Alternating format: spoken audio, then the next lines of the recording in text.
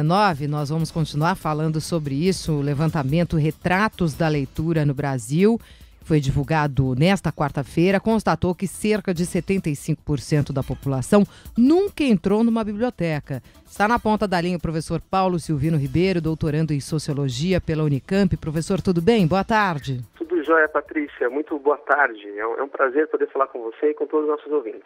Professor, essa pesquisa mostra o quê? Que o brasileiro está abandonando a leitura ou que já busca outras alternativas?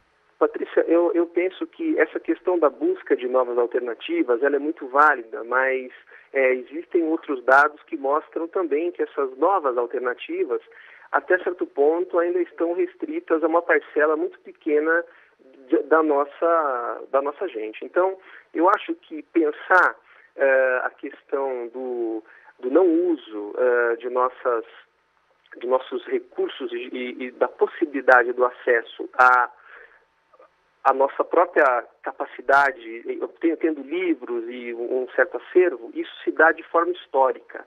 Então, acho que, se a gente puder olhar por que usamos ou não a biblioteca, isso tem a ver com uma questão histórica e sociológica também.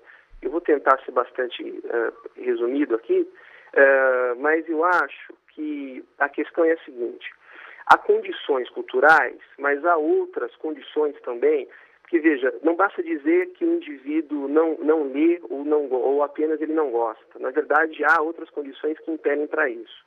Então, eu costumo dizer para os meus alunos em sala que a leitura é como esporte. A gente precisa praticar, precisa ter um certo hábito. Então, assim, o problema é como a escola, mostra a leitura para o aluno, ao mesmo tempo, como o aluno vai criar uma visão ao longo da sua vida do ato da leitura. Então, você veja, a professora disse um dado importante: nós temos aí 20 milhões de pessoas analfabetas, mas também temos um número considerável de pessoas que foram alfabetizadas, mas que não conseguem interpretar um texto, não conseguem, ou seja, ter um senso crítico sobre as coisas. E isso vem de um sistema educacional fragmentado. Para citar aqui um sociólogo, filósofo importante que trata disso, que é o Edgar Morin, fala sobre o problema da formação de alunos passivos, de alunos que são, então, imaturos politicamente e socialmente. Por quê? Porque a escola forma essa visão. E aí a leitura é sempre vista como uma coisa maçante, Se você vê essa mesma pesquisa, Patrícia, se diz que 71% das pessoas que foram entrevistadas associam a biblioteca à ideia de que é um lugar apenas para o estudo e não uma coisa de prazer, divertida, para buscar conhecimento. Uhum. Então, eu acho que é importante pensar o papel que a própria escola tem, Então, eu acho que pelo menos 2 ou 3 aspectos eles são importantes, Em primeiro lugar, é pensar, então, como que a escola, de fato, prepara o aluno, não apenas para ele saber ler e escrever, mas como que ele pode interpretar esses textos e criar um senso crítico, Outra coisa importante é a gente pensar também um pouco sobre a vida prática, não é? A grande dificuldade, eu não sei se você passou por isso, mas eu sim, e alguns de nossos ouvintes também, que a grande dificuldade entre conciliar estudo e trabalho, não é? Eu acho que o trabalho tem uma centralidade na nossa vida muito grande, o que toma muito tempo. Então, em sociedades capitalistas como a nossa, o trabalho é central e, por conta disso, ou seja, acabamos sempre tendo mais tempo para trabalhar do que para outras atividades, até mesmo intelectuais. Eu acho que isso seria uma outra coisa que explica o não uso das bibliotecas, Acho também que a gente precisa considerar que um modelo educacional que predominou aqui no nosso país, foi uma educação voltada à formação de quadros operários, durante boa parte do século XX, por que não dizer até hoje. Formamos operários, formamos pessoas, a gente tem aí muitas escolas técnicas, e não pessoas realmente voltadas a ter um senso crítico, Penso também, que a gente precisa considerar que esta sociedade, então, que tem o trabalho como centralidade, acaba gerando um processo muito, muito conhecido, que é a questão da alienação. Então, ou seja, se eu trabalho o tempo todo, não tenho tempo para estudar, eu me torno alienado da minha própria vida. Então, ou seja, do gosto pela arte, do gosto pela própria cultura. E quando tenho acesso à cultura, tenho acesso a uma cultura de massa. Então, é importante pensar esse aspecto da alienação.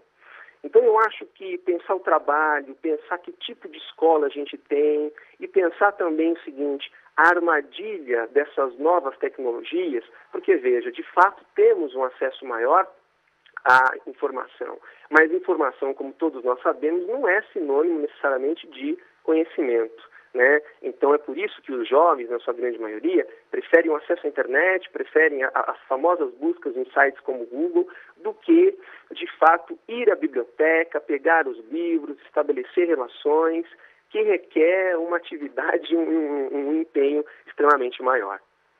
Quer dizer, e a gente tem que pensar nesse hábito desde muito cedo, não é isso, professor, pelo que o senhor coloca? Ou seja, se a criança for incentivada, ela será formada como um leitor.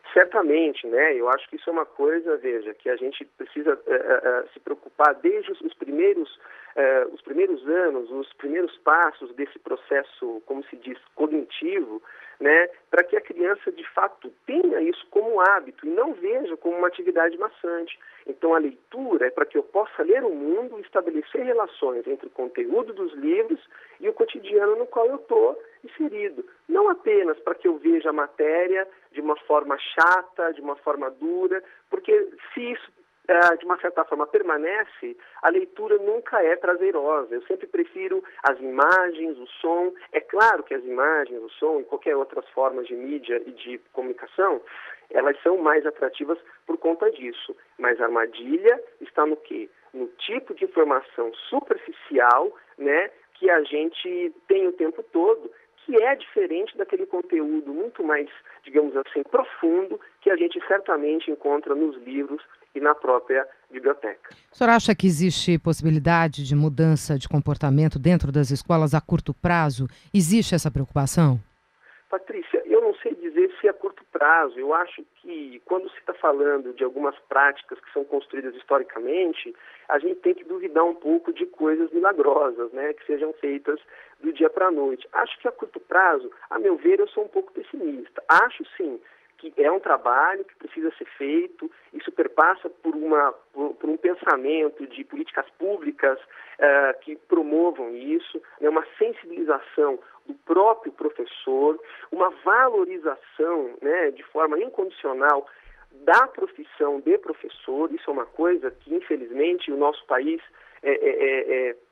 sofre disso, né, ou seja, muitos jovens preferem qualquer outra profissão que aparentemente é mais atrativa do que, de fato, ir para a escola enquanto professor, né? Porque sabemos qual é o salário. Então, eu acho que é uma série de ações, né, digamos assim, relacionadas, casadas, que podem, a longo prazo, mudar isso. Porque a gente tem essa questão cultural, né? Então, ou seja, como eu disse inicialmente, a gente precisa pensar o porquê que as pessoas não acessam o livro, também do ponto de vista social, econômico, né? A gente precisa pensar que, olha, historicamente a gente sempre teve muito mais gente pobre, e agora sim que se fala de uma classe média, mas ainda assim é uma classe média que não tem um padrão de vida como entre países que são considerados de primeiro mundo, né? Então acho que é preciso pensar que em países como o Brasil, historicamente, a leitura sempre esteve nas mãos de uma elite letrada e que teve acesso à escola, né? Lembrando que essa universalização da escola no Brasil, historicamente falando, é um processo recente, né? A gente tem isso ao longo do século XX, né?